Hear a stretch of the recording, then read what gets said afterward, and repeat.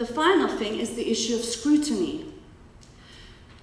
The numbers of press releases we see from progressive organizations and secularist organizations that demand scrutiny on faith schools and scrutiny on Sharia courts while they are legislating misogyny and child abuse day in and day out is outrageous. Scrutiny, is that all that you can come up with in this scandalous situation that we're faced with? Scrutiny?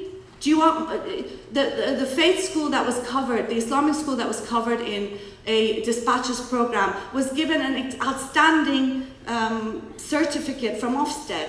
But obviously they'll pretend they're very nice when you come and visit them. I mean, it's not rocket science, you know. So scrutiny, no, I'm sorry, don't just limit people's rights violations to the need for scrutiny. You need to get rid of them. Get rid of Sharia courts. Get rid of faith schools.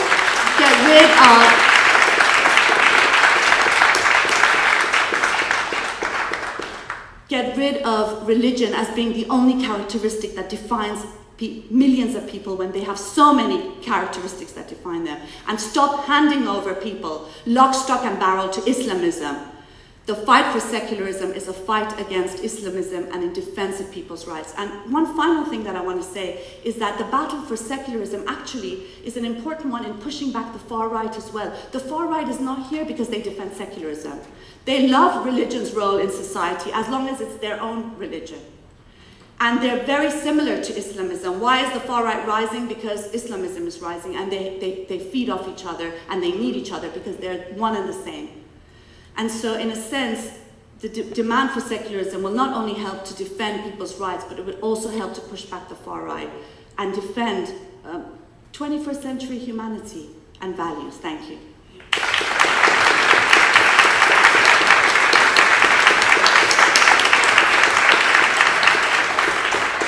Thanks, Mariam. So I assume you think they're not compatible. Ahlam, you have documented the change, especially in Palestinian society, as a new force of religious that actually come into power and change the lives of people, in particular women. And actually you fought in your life for women's rights. At the same time, bringing people together in your sort of other work in between Palestinians and Israelis. From your experience, do you think they're compatible? Is there any way that religion and secularism could actually work together and become, you know, they could live together can walk into sunset as Nick Clegg advocates? The mic. To be honest with you, speaking after Mariam is quite difficult. And I prepared a few thoughts, but I'm lost at the moment. But what I would like to say is that from my own research, from my own findings, I find that religious law, they are not compatible at all with any democracy or secular laws. Because in the secular laws, we have made sure that it's driven from the universal human rights, while religious laws are believed to be the words God, and it belongs to centuries ago, centuries in the past. So the absence of two elements, which is the equality and justice in these religious laws, made it no matter what, no matter how much you try to beautify it, there is no way that they can ever be compatible, or they could be, close to secular laws. And if we want to protect our societies in the future, we really have to stick to secular laws, because there's a lot of violence in these religious laws. And the unfortunate thing is that 95% of this violence is addressed against women.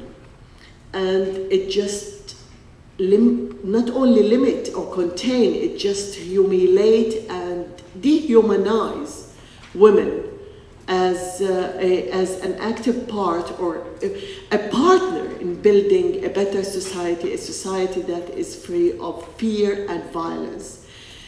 being raised up in one faith, I can say that you are raised in a culture of fear, particularly as a woman, where this culture of fear could carry a lot of side effects when you grow up, and you don't realize that unless you are out of that society. Because while you are in this society of fear, you are not allowed to develop as a human being or as an independent person. What scares me at the moment most is that, I think we all were excited and happy to see the Egyptian revolution and what's going to happen. And I was very, very happy to see that until I saw certain reports, certain surveys that says that there is 59% of Egyptians that are standing with fundamentalist religions. That the 85%, they found that the religion influence on politics is a positive thing. But what's worse is that 54% agrees to segregation between men and women. And what's worse is that 82% agrees and approve on stoning women, stoning adult, and 77% approves on chopping the hand of a thief, and 84% on the killing of an apostate. And that is scary, absolutely scary. And our voice here should reach to those revolutions, to women in there, because the debate that is going regarding reform of constitution, there is a lot of people saying we cannot reform it in one go, it has to be in stages and so on. And this is our role. But what really shocks me today is, I admit it, as a woman, I don't think we can go anywhere without men's support.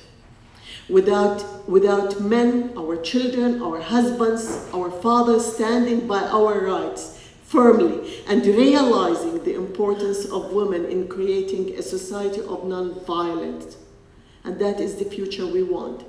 And the other thing is, it shocks me that still women, we need more women to understand, to recognize their equality and their role in the society, not just keep a passive role. And not only this, what we really need, we need to assure women that if you choose a faith, you are free.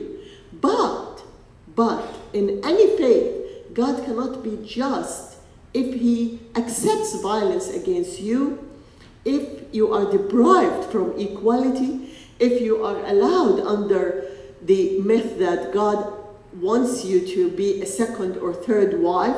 But basically, again, is to encourage women to be independent, standing on their own feet, without being financially independent. You cannot have the freedom of thought which gives you the strength to stand and say, I want to be counted, and I am part of building a better society, a society that is free of fear and violence. I keep it to this. Thank you very much. Thank you.